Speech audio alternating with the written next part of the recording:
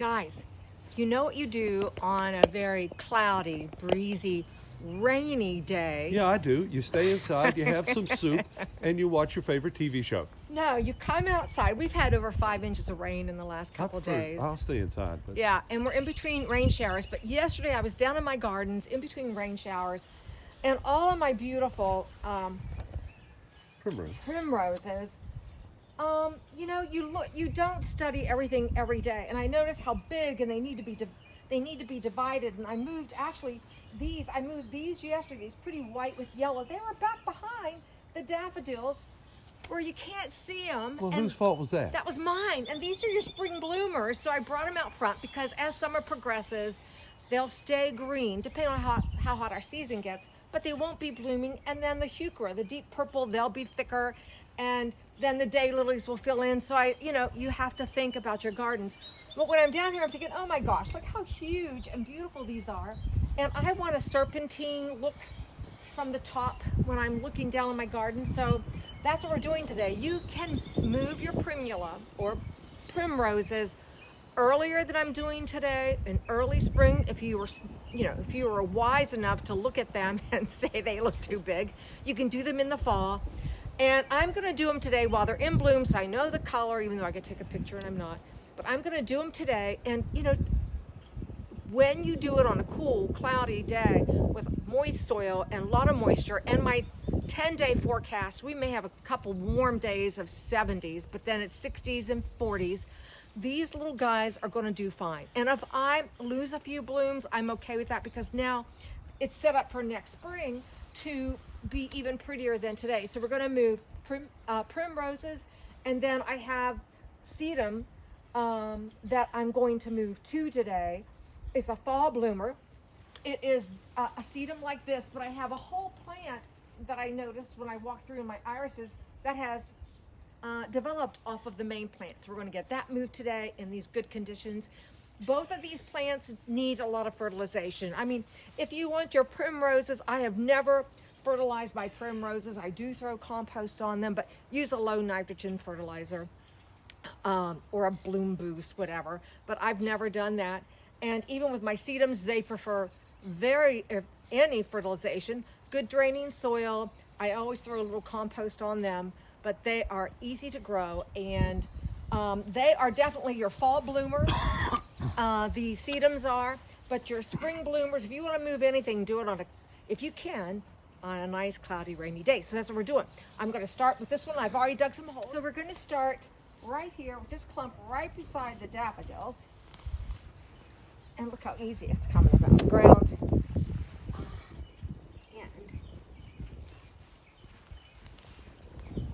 take a little bit of soil off. And I'm going to separate that out a little bit. You can just tease it apart. If I can't tease it apart, I'm going to separate it. They have these nice little clumps. Put it in here. Do that. That should have done it. There we go. So this will go right here. See that nice clump? I've got the hole dug. Stick that right in there. And I bet we don't see it lose one little flower. So I'm going to add a little compost in this hole. And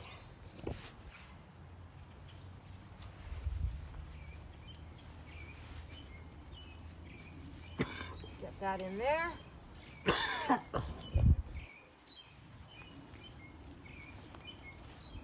Yay.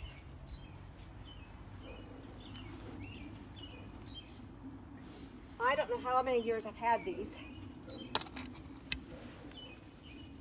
but look at that. But that'll be the process on my primrose today. But we can get straight to the sedums. Yeah. We took a short little break. Reg has a cold. So while he was out, I went ahead, And I put those in my holes, a little bit of compost. And I will do the same with these all the way up in here. Well, you've got holes everywhere. Huh? I have holes everywhere, I do. And I'm gonna separate this one out here. So it'll be repeat. With this big plant here, we won't go through that. We'll just go right over here too, because I'm gonna put more of those pretty reds there and here. And let's get the sedum, which is right back here.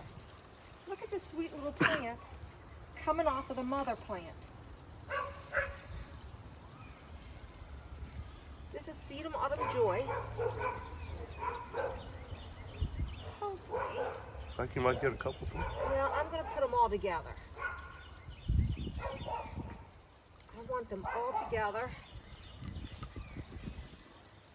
And I've got a spot for them. Right back in here.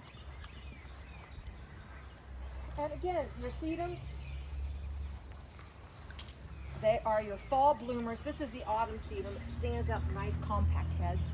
You can shear them back in May if you choose to, if yours are too big. They prefer a sunny spot. They can take a little bit of shade, because I have a little bit of shade. But all you're gonna do is put this in the ground, right here. And putting all these little clumps together, they'll form one nice plant.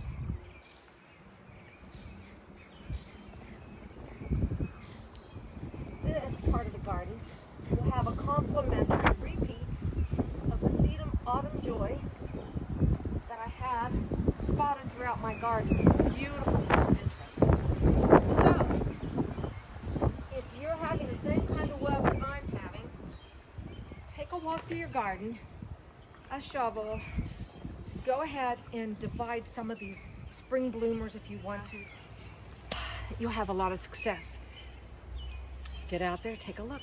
It's never a bad day in the garden when you're out with a raincoat and Well, hat just on. watch the What? water. I know. The rains aren't over either. So anyhow, thanks for watching Gardening on the West Fork. And we will see you in the next one.